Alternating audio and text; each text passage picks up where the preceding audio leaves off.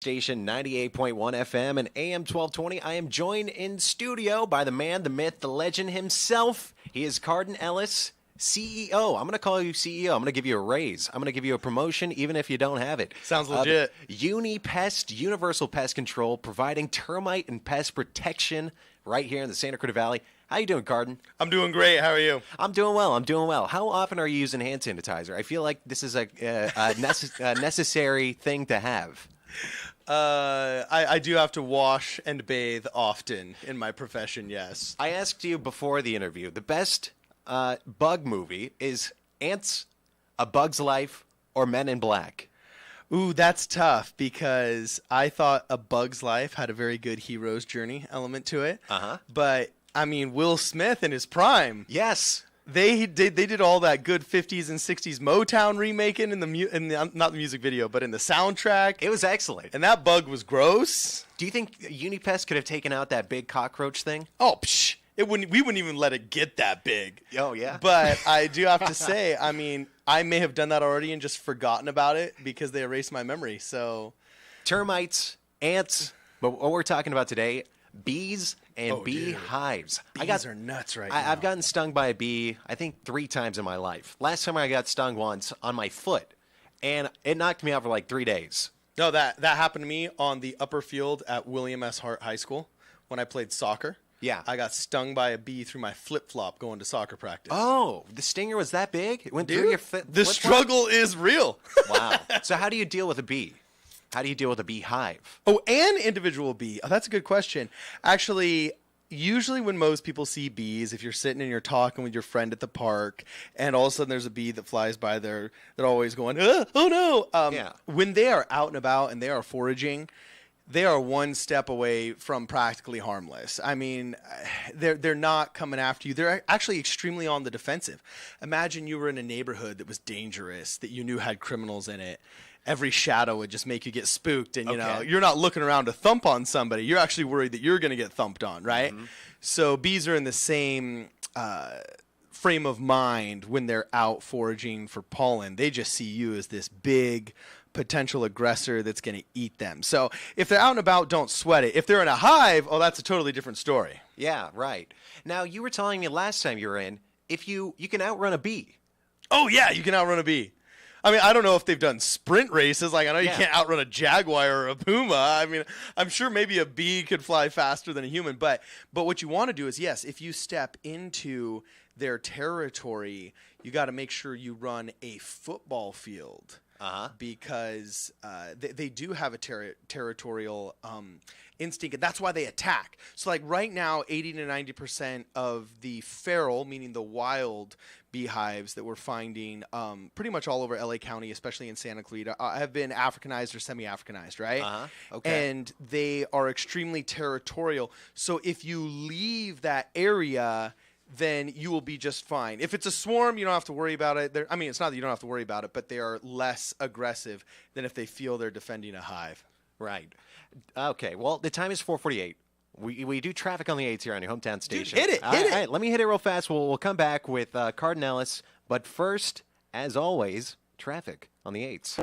Beep, beep, beep, beep. Go! 4:48 right here on your hometown station. Couple incidents around the Santa Cruz Valley. According to CHP, the Chips, northbound side of the 5 at Valencia Boulevard, 3 vehicles involved in a traffic collision, all over to the right-hand shoulder, not affecting the flow of traffic in any way. Southbound side of the 5 at Lake Hughes Road, looks like 1 vehicle over to the right-hand shoulder, changing its tire. I can't do that. We'll talk to Cardon. Maybe he knows how to do that. I feel like less of a man because I don't know anything about cars, let alone changing tires. Anyway, southbound side of the 5 at Vista del Lago Road, have another vehicle, this time over to the left-hand shoulder, out of traffic's way. Just be on the lookout for that. That does it as far as incidents go. Northbound side of the 14, going to see some heaviness coming away from the 514 all the way through Golden Valley Road, and some light delays on the northbound side of the 5 from the 14 split all the way through Valencia Boulevard. And that is traffic on your hometown station, KHTS. Back to Cardon Ellis of Unipest if you want some more information on Universal Pest Control, termite and pest protection here in the LA County, especially right here in the Santa Cruz Valley. You can go to unipest.com. Give them a call at 661-284-7575, 284-7575. That's 284-PEST. Am I right, Cardon? 284. No, it's 661 bug. Bug. 7575. Okay. Yes. Yeah. Right. Yeah. I gotta work on my alphabet and numbers and telephone and stuff like that. But anyway, we're talking today about bees and beehives. You're telling me that The difference between a swarm and a hive. yes. Oh no, it's this is the season, and our phone's been ringing off the hook. Actually, last time I was on here, I got a call from somebody that called in to the station, and they sent me pictures. Because right now we're in the middle of swarm season. People don't realize this, but there's a huge difference between a beehive and a bee swarm. Basically, you know the old party saying, the old party phrase that two's company, three is a crowd?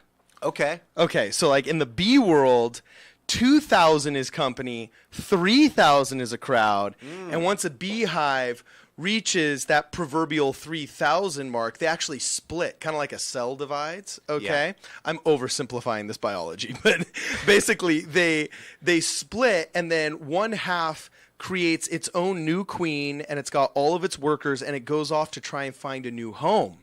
And so on the side of a wall, all of a sudden, of your house, you'll just see this clump the size of a basketball of just pure bees. Yeah. And it totally freaks you out. Or else you'll see them underneath your eaves or in a tree. And the truth is they're just trying to find a new home. And I'm going to save a bunch of people a ton of money right now. You can call an exterminator or a beehive removal person and freak out and lose $200 and have them come vacuum it up, or you can just wait 24 hours. Is that right? And yeah, they They'll leave? usually leave on their own, and they're harmless.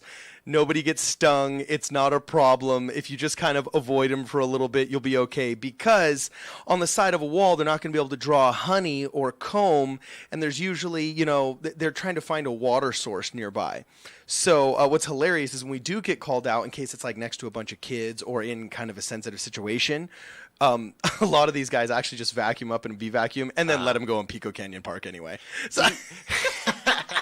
Do you guys have a beekeeping suit? Do you have a suit that you put on? Oh, I got the whole 9 yards. We look like the Ghostbusters when we show up now. Is that right? Oh, it is not worth it to risk it. I used to be hardcore when I was younger. Uh-huh. I would never admit to not wearing the proper personal protective equipment. Of but course. maybe in more foolish days, having dealt with beehives and beekeepers, I thought it was, kind of cooler just to do that. And then you get stung a bunch and you're like, that stinks. I'm not going to do that anymore. I actually think that the beekeeping suit is cool. I think going out there with sans beekeeper suit is not cool. I think it's a rite of passage amongst beekeepers, though. Like, you have to change a beehive at least once. Yeah, and you have just to get in a stung. T-shirt, and those guys are hardcore. So we have rules governing us if we're ever applying pesticides, even if they're organic or whatever, or if we're administering pest control. We have to wear long sleeves, long pants, all of the proper equipment. But beekeepers, they can do what they want. And if you ever hang out with them, man, they'll look at you kind of funny if you put those gloves on. Yeah, I mean, long sleeves, definitely. But look at you. You're dealing with pests. You have a button-up shirt. You even have a tie on. I know. Look at that. You're looking official, You got man. a Facebook Live this cheese. Yeah. And people should see you. I mean, when you do these traffic reports, it's a thing of beauty. You've got like 7 screens here. Oh, well, You've thanks. got the op board. You're like those guys that are day trading on Yeah. New York Stock Exchange. Yeah, that was my career before this. That was my life before this. Anyways, Cardon Ellis of Universal Pest Control, otherwise known as Unipest. Am I saying that right? I always think I'm emphasizing the I. Well, we say Unipest because we say it really fast. Some people say Unipest, but it's just unipest.com. All right, unipest.com. Again, the number is 661-284-7575. And if you're good with the phone, that's bug7575. Give them a call today. They'll handle your bees and bee swarm. It is swarm season. You need Cardon Ellis and the Unipest team. Again, unipest.com. Cardon, thanks for coming in, man. No sweat. See you soon. Appreciate it. Time is 4:53. Time for a quick break. More music coming up. At the Burrito Factory, their motto has always been to